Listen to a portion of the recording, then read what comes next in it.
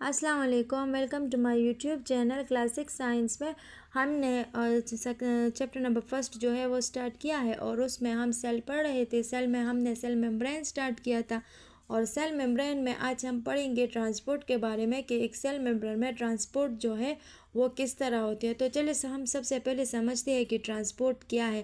Transport کا مطلب ہے سیل ممبرین کے ذریعے سبسٹنسز کا سیل کے اندر یا سیل کے اندر داخل ہونا یا سیل سے باہر نکلنا ہے۔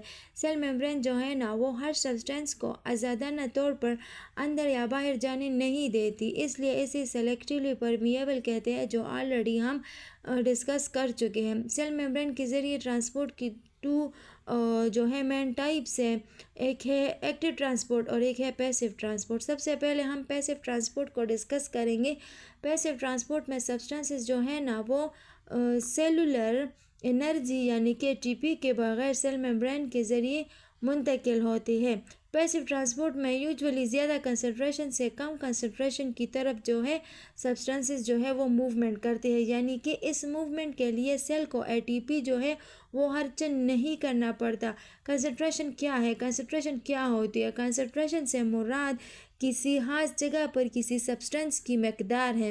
فار ایگزامپل، اگر ایک جگہ آکسیجن کی مولیکیول جو ہے نا وہ بہت زیادہ ہے اور دوسری جگہ بہت کم ہے، تو پہلی جگہ کی آکسیجن کنسنٹریشن جو ہے نا وہ زیادہ ہوگی اور دوسری جگہ کی جو کنسنٹریشن ہے وہ کم ہوگی۔ قدرتی طور پر مولیکیول جو ہے نا وہ زیادہ کنسنٹریشن سے کم کنسنٹریشن کی طرف جو ہے سپریڈ ہوتے ہیں۔ پیسیو ٹرانسپورٹ میں ATP کی ضرورت جو ہے وہ کیوں نہیں ہوتی؟ کیونکہ سبسٹنسز خود بہت زیادہ کنسنٹریشن سے کم کنسنٹریشن کی طرف جو ہے وہ حرکت کرتے ہیں، اس لیے سیل کو اس موومنٹ کے لیے ATP انرجی کی جو ہے وہ نیڈ نہیں ہوتی۔ ATP انرجی خرچ نہیں کرنی پڑتی سیل کو۔ جیسے کہ فار ایگزامپل، اگر گیند جو ہے نا ایک بال جو ہے وہ اونچائی پر ہو تو وہ خود بہت نیچے کی طرف آ سکتی ہے، اسے نیچے لانے کے لیے کسی اضافی انرجی کی ضرورت جو ہے وہ نہیں ہوتی۔ اب ہم پڑھ رہے ہیں ATP اصل میں یہ ATP جو ہے یہ ہے کیا؟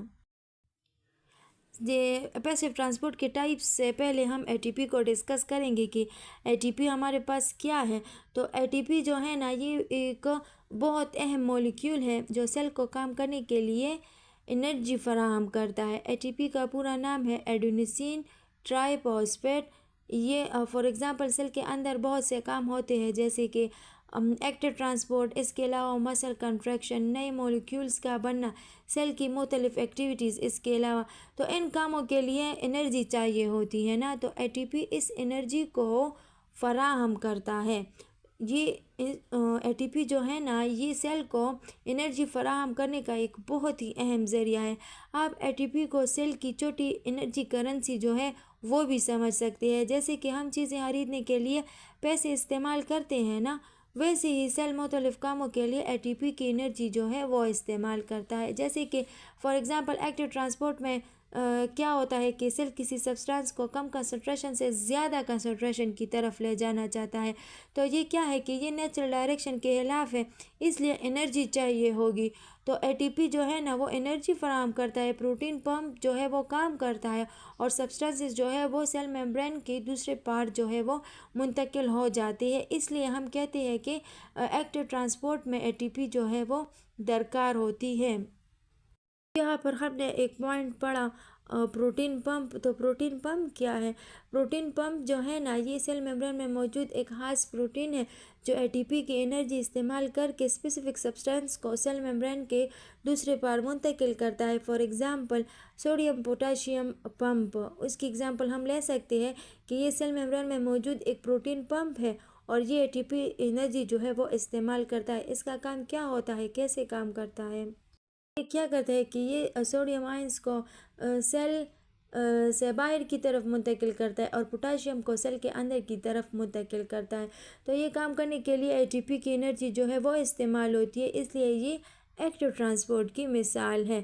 جی یہاں پر ہم نے پیسیو ٹرانسپورٹ جو ہے وہ پڑھی۔ انشاءاللہ پھر نیکسٹ ویڈیو میں ہم پیسیو ٹرانسپورٹ جو ہے اس کی جو ٹائپس ہے، سمپل ڈیفیوژن، فیسیلیٹیڈ ڈیفیوژن اور آسموسس، یہ 3 ٹائپس جو ہے یہ ہم پڑھیں گے انشاءاللہ۔ پھر ملتے ہیں نیکسٹ ویڈیو میں۔